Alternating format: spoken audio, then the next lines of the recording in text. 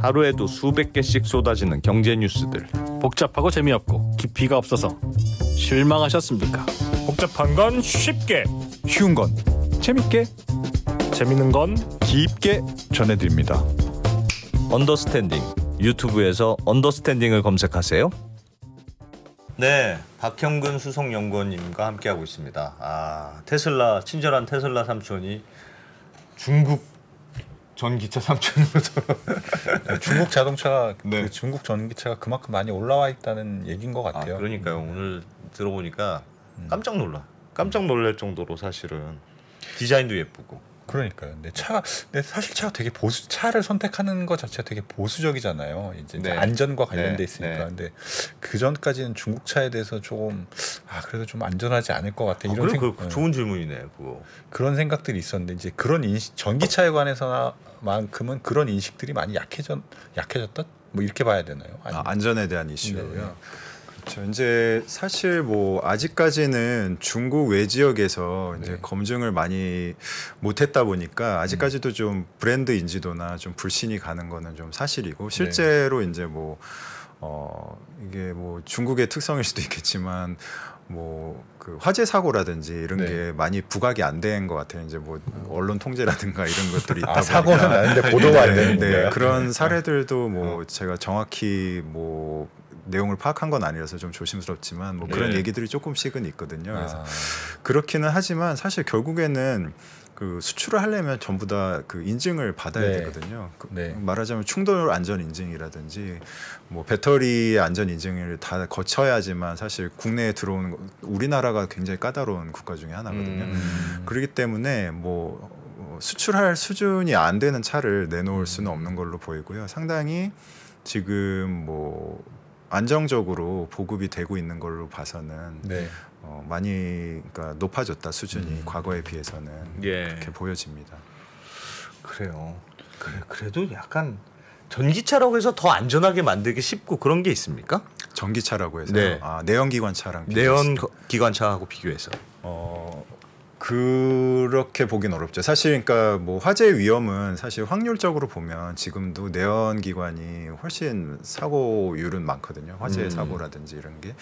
그럼에도 불구하고 이제 배터리라는 자체가 이제 화재 위험을 항상 안고 있기 때문에 굉장히 그 안전 장치들을 많이 해야 됩니다. 그러다 보니까 아까 뭐 니오 그 플랫폼에서도 보여드렸듯이 뭐 이제 배터리 사방을 이제 보강제를 굉장히 많이 둘러싼다든지 아니면 배터리 셀 안에도 이제 뭐 화염 방지를 위해서 어떤 뭐 화학 물질을 집어넣는다든지 이런 것들을 많이 하고 있죠. 그래서 뭐 구조적으로 봤을 때도 저는 철강에서 왔으니까 지금 이제 다음 시간 정도에 소개드릴 것도 같은데 그 철강제로도 그런 보강 전략들을 굉장히 많이 하고 있거든요. 알루미늄 대신에 알루미늄도 있고요. 그러니까 초기에는 알루미늄을 많이 사용했습니다. 왜 그랬냐면 전기차가 초기에는 연비가 굉장히 그러니까 전비가 안 좋다 보니까 멀리 못 갔잖아요. 그러다 보니까 이제 경량 소재를 쓸 수밖에 없었고 보조금도 많이 받으니까 프리미엄 소재를 좀 쓰더라도 이제 주행 거리를 좀 많이 확보하려고 알루미늄을 많이 썼는데 지금 계속 가격대가 내려가고 있잖아요. 그럼 알루미늄을 쓰기가 굉장히 힘들어지는 겁니다. 그래서 테슬라 모델 3도 사실 그 언더바디 저희 뭐 이제 기가프레스 얘기 많이 했잖아요. 그런 구성 제외하고는 차체 대부분을 이제 철강제로 쓰고 있거든요. 그래서 그 배터리를 어떻게 보호하느냐의 전략이 굉장히 중요한데 배터리의 사방면을 이제 그 전에는 알루미늄 프로파일이라 해서 알루미늄이 가볍다 보니까 두껍게 가져가면 강도가 굉장히 높아질 수가 있거든요. 이렇게 두꺼운 알루미늄 기둥을 말하자면 사방면을 둘러싼 겁니다. 그래서 옆에서 충격을 가하더라도 배터리가 변형이 일어나서 이제 말하자면 양음극이 닿게 되면 폭발이 되는 건데 변형이 전혀 일어나지 않을 정도로 엄청난 강도로 이제 보강을 해놓은 거거든요. 근데 얼마 전에 화재 사고를 기억하실 거예요. 그 불났죠. 그 톨게이트에 부딪혀가지고 근데 너무 무서웠어요. 무섭죠. 그러니까 그 정도 속도면 사실 근데 뭐 지금 사고 원인을 분석하고 있고 뭐 논란도 많지만 사실 어떤 차도 견뎌낼 수 없는 속도의 충돌 사고였어요. 근데 그 뒤에 화재로 이어지니까 그게 무서운 거거든요. 그러니까 그 불나면 끌 수도 없더라고요. 보니까. 예, 끄기가 어려워서 뭐 수조 말하자면 큰 수조에다가 네. 담근다든지 이런 이제 화재 예방 교육 같은 거 할 때 그 저희 이제 소방 요원들 교육을 그런 것들을 하죠. 저희가 그때 한번 조금 배웠는데 네. 3초 내에 불이 붙는다는 3초 내에 네. 어떻게 탈출을 해요? 3초 내에. 네, 그래서 어떻게든 이제 지연을 시키려고 네. 이제 격벽을 쌓는다든지 뭐 저희 뭐 테슬라에서 지난번에 좀 틀리긴 했는데 이런 뭐 그 폴리우레탄 소재가 약간 난연성으로 네. 해가지고 그러니까 화재가 좀 번지는 거를 지연시킨다든지 네. 뭐 아니면은 그 하방으로 그러니까 보통 배터리 팩이 그 좌석 아래에 있으니까요. 아래쪽으로 화재가 번지도록 지연 전략을 쓰는 방법밖에 없습니다. 사실상. 그래서 그런 정도의 굉장히 과격한 운전으로 인한 네. 이를테면 화재 사고, 그러니까 충돌 사고로 이어졌을 때는 아니면 뭐 과격한 운전자가 아니라도 이제 말을 잘 해야 될 것 같은데 그 피해자가 될 수도 있잖아요. 그러니까 네. 굉장히 빠른 속도로 충돌을 했을 때에 대한 안전도 이제 답보를 해야 되는데 그런 것들이 굉장히 어려운 거는 현실입니다. 전기차 입장에서는. 네. 중국 기업들도 상당히 그런 안전 측면에서도 많이 이제 많이 고려를 할 수밖에 기술력들을 없죠. 이제 쌓고 네. 올라왔다. 네. 그러다 보니까 또 리튬 인산철 배터리가 네. 이를테면 리튬 인산철 배터리는 이제 보통 그 네일 페네트레이션이라 그래가지고 이런 나사못 같은 걸로 이렇게 뚫어보거든요 배터리를. 그럼 삼원계는 이렇게 뚫으면 바로 화재로 확 번지는데 네. 리튬 인산철 같은 경우는 굉장히 천천히 느리게 이제 화재가 일어나거든요. 그래서 그런 거를 이제 상품성을 강조할 때 굉장히 강조를 하고 있죠. 네, 그래서 그런 면에서도 이제 중국 기업들이 뭐 기술 강조를 하고 있다. 그래요. 중국차. 자, 알겠습니다. 니오 말고 뭐 좀 중국에서 주목할 만한 것 BYD 얘기도 조금 해주시죠. BYD. 저희 BYD가 이제 테슬라 판매 대수를 넘어섰잖아요. 그래서 네. 사실 저희가 한 재작년까지 그 자동차 모델로 1위를 보면은 테슬라 모델 3에서 중국에서 누가 1위를 했는지 혹시 아시나요? 아니면 기억을 하시는? BYD 아닙니까? BYD는 아니었어요. 모르겠습니다. 1위 모델이 뭐였냐면 네. 그 홍광민이라고. 알아요. 조그만 전기차 GM, 되게 싼 거. 그래서 조그만 차인데 에어컨도 없었다. 기본 장치 다 빠져 있고 예. 그냥 완전 그냥 깡통차 같은 건데 맞아요. 500만 원짜리였거든요. 그런 게 막 50만 대씩 팔리니까 중국을 좀 얕잡아 볼 수밖에 없었던 게 이게 무슨 완성차야 이렇게 얘기했었던 거거든요. 네. 근데 최근에는 이제 사진을 좀 보시면 아까 잠시 맛보여 드렸어요. 왼쪽에 차하고 오른쪽에 차 혹시 알아보시겠나요? 오른쪽 차는 그거잖아요. 네. 아이오닉 6. 네, 현대자동차에서 굉장히 야심차게 내놓은 아이오닉 6고요. 예. 이제 왼쪽은 똑같은 차 BYD의 C1입니다. 보시면 어떠신가요, 느낌이? 근데 왼쪽 차도 디자인이 좋네요. 네, 굉장히 비슷하죠. 어. 그래서 사람에 따라서 이제 호불호가 굉장히 갈리는데 사실 뭐 거의 반반인 것 같아요. 제가 주변에 차를 잘 모르는 사람을 대상으로 물어봐도 이런 차를 이제 팔고 있는 거예요. 진짜 비슷하네요. 네. 아니 근데 예를 들면 전기차는 디자인하기가 더 좋습니까? 그러니까 중국 차가 사실은 네. 그 전에는 물론 뭐 디자인이라는 게 디자이너의 역량이 있어야 되겠으나 네. 전기차로 만든 다음부터 디자인이 좋아진 것 같은 느낌이 들어서요. 그러니까 디자인이 훨씬 자유롭게 할 수 있는 그런 게 있나요? 뭐 자유도도 어느 정도 있을 것 같습니다. 왜냐하면 그러니까 패키징이라고 이제 자동차 패키지라고도 하는데 예. 엔진 룸에 엔진이 이렇게 높게 있었잖아요. 예. 근데 이게 싹 사라지고 굉장히 낮아졌죠. 엔진 룸 공간이 이제 낮아지다 보니까 후드를 굉장히 유선형으로 이제 설계를 할 수 있게 되었고요. 그 다음에 이제 탑승자 구간도 엔진룸이 있다 보니까 바퀴가 더 앞으로 많이 못 나가는 거예요. 그러니까 말하자면 그 탑승자 공간이 그 휠 간 거리가 그 전에는 좁게 설계될 수밖에 없었거든요. 예. 엔진을 실어야 되다 보니까. 근데 지금은 엔진이 사라지니까 이 휠 베이스를 굉장히 넓게 가져갈 수 있다 보니까 인테리어도 굉장히 그 승객 구간을 잘 설계할 수 있는 거죠. 그런 장점은 조금 있고요. 스타일링 면에서는 그다음에 연비 개선을 위해서 굉장히 노력할 수밖에 없는 거예요. 아까 보신 차가 이제 그 공기 저항 개수라 그러는데 예. 보통 스포츠카들이 하는 0.2 이하대 정도 되거든요. 근데 지금 그 BYD S1 그다음에 아이오닉 6 같은 차들이 지금 0.21 뭐 0.17 뭐 이 정도예요. 그래서 거의 조금만 더 내려가면 스포츠카하고 비슷한 공기 역학적으로 굉장히 좋은 차량들을 내놓는 건데 당연히 이렇게 해야지만 이제 경쟁력이 생기니까 우리는 주행 거리가 이제 500km를 넘느냐 마느냐 갖고 굉장히 지금 그 상품성이 결정이 되고 있고 뭐 그러다 보니까 유선형으로 디자인하다 보니까 이제 보는 사람 입장에서는 좀 특이하다. 굉장히 예쁘다. 좋아 보이네 이렇게 잘 인식이 될 수도 빠졌다는 있죠. 느낌이 좀 드는 것 그렇죠. 같아요. 유선형으로 굉장히 깎고 있기 때문에 그런 느낌이 좀 받을 수가 있겠습니다. 네. 이게 또 예를 들면 주행 거리를 늘리려고 더 네. 저항 개수를 낮추는 낮추려고. 식으로 디자인을 하는 모양이네요. 그렇습니다. 저렇게 저항 개수가 낮은 차를 타본 적이 없어가지고 기분이 어떨지 모르겠어요. 네. 이렇게 샥 이런 느낌으로 갈라나.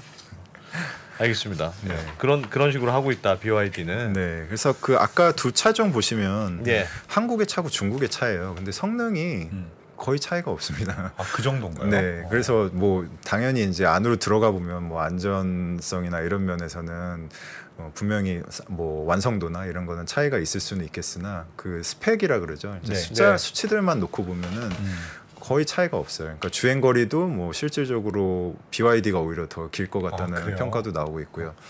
그리고 뭐 가속 성능 같은 경우에도 BYD가 이제 그 제로 100이라 해서 0에서 100km 시속까지 달성하는데 3초대 하고 그러니까 성능 면에서도 굉장히 좋은 차를 내놓고 있기 때문에 굉장히 무섭다.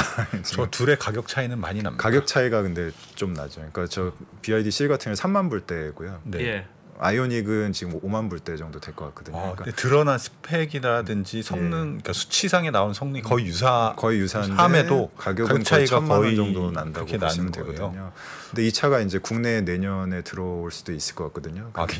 그 BYD 차가. 네. 물론 이제 국내에는 워낙 이제 중국에 대한 불신이 한 많기 번도 때문에 성공한 적이 없어요. 네. 중국차가. 좀 걱정은 됩니다만 제가 보기엔 우리나라는 좀 걱정이 되지만 해외 같은 경우에는 뭐 상당히 뭐 가격 대비 성능이 좋다 그러면 유럽 같은 데는 합리적인 소비자들은 또 선택을 많이 하기도 하거든요. 그 예전에 현대차가 그 미국이나 이런 데 진출할 때 사실은 다 불신을 받았지만 뭐 그런 가격이라든지 그런 메리트를 안고 들어와서 성공한 거잖아요. 중국도 충분히 그럴 수 있을 것 같은데 저 것만 보면. 그렇죠. 그래서 이제 뭐 말하자면 그 BYD 같은 기업도 뭐 아까 니오를 기준으로 이제 설명을 들었는데 그 모든 것들을 다 갖추고 있는 거죠. 그래서 뭐 상당히 이제 뭐 글로벌 시장에서 우리의 경쟁자가 될 수도 있겠구나 그런 생각이 이런 거 좀 보면 아까 현대 기아차 그 시가총액이 좀 이해가 되는 것도 이해가 되기도 하는 것 같고. 진짜 걱정된다. 좀. 근데 뭐 또 이런 말씀 드리면 다들 무슨 소리냐 중국 차가 뭐 자율주행 기술은 어느 정도 수준으로 평가할 수 있어요? 아까 전에도 그 니오 얘기하시면서 스펙을 되게 높은 수준으로 해놨다 그런 말씀도 하셨는데 중국이 지금 자율주행 기술 면에서도 사실상 미국 다음으로 평가를 받고 있는 것 같아요. 그래요? 근데 왜 그러냐 하면 규제가 상당히 좀 자유로운 편입니다. 무슨 얘기냐면 지금 뭐 다른 국가 같은 경우에는 이제 도로상에서 시험주행 우리나라 같은 경우에만 해도 사실 시험 차량들을 뭐 인증을 해주고 허가를 내주긴 하지만 막 수십 대씩 돌아다니기는 어렵거든요. 왜냐하면 사람들 눈에 띄게 되면 소비자 이제 말하자면 민원 같은 게 들어가기도 하고 이제 공도상에 이렇게 위험한 차량이 다녀도 되냐는 그런 인식이 좀 있기 때문에 제가 알기로도 시험 차량들이 뭐 100대에서 200대 정도 되는 걸로 알고 있는데 그럼에도 불구하고 차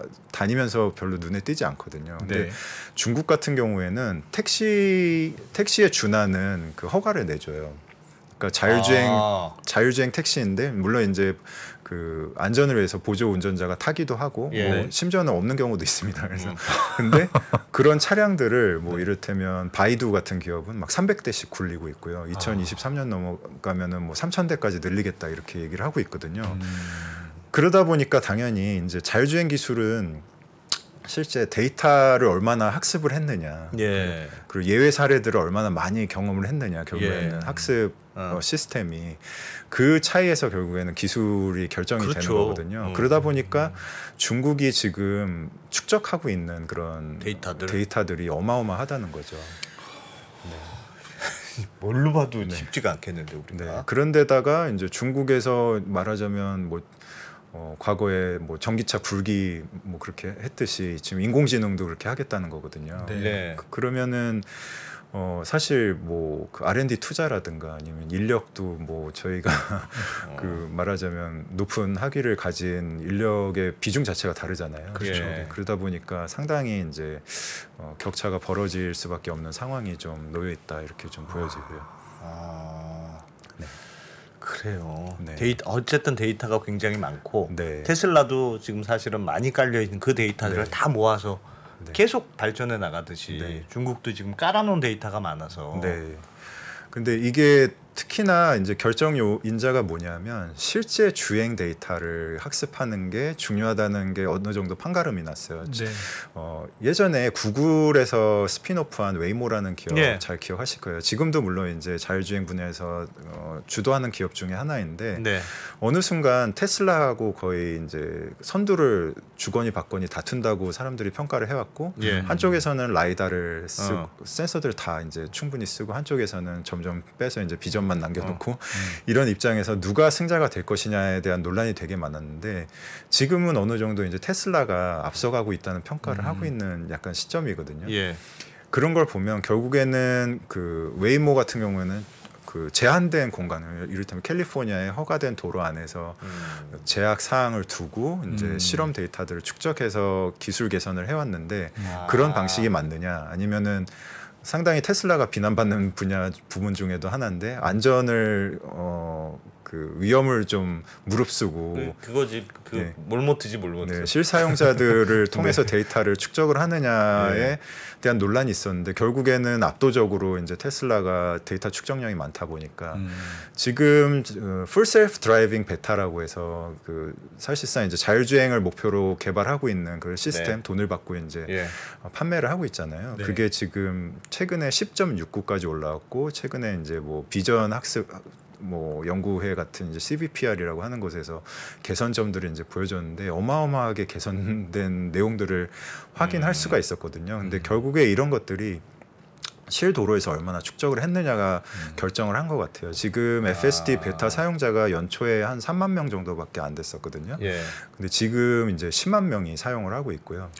그다음에 누적 데이터가 3,500만 마일을 넘어갔다 그래요. 그러니까 이런 어마어마한 양의 다른 회사들은 지금 수년씩 그 캘리포니아 같은 곳에서 이제 제한된 구역에서 시험차를 돌려도 그냥 계속 굴리고 돈 그래봐야 뭐 많이 해야 1,000만 마일 뭐 이렇게 축적이 됐는데 지금 순식간에 거의 반년 만에 그것도 거의 레벨 4에 가까운다고 보여지는 이런 그 시스템을 실사용자들을 대상으로 뭐 3,500만 마일 이상을 축적했다고 하니까 그 격차가 벌어지는 거죠. 그래서 실제로 중국에서도 약간 그런 진영이 있습니다. 조금 그 화면을 조금 보여주시면 기존에 이제 아까 보여준 니오라든지 샤오펑, 리오토 같은 경우는 실자동차로 그런 데이터를 축적하고 있는 그런 진영이에요. 그러니까 말하자면 테슬라 진영인 거죠.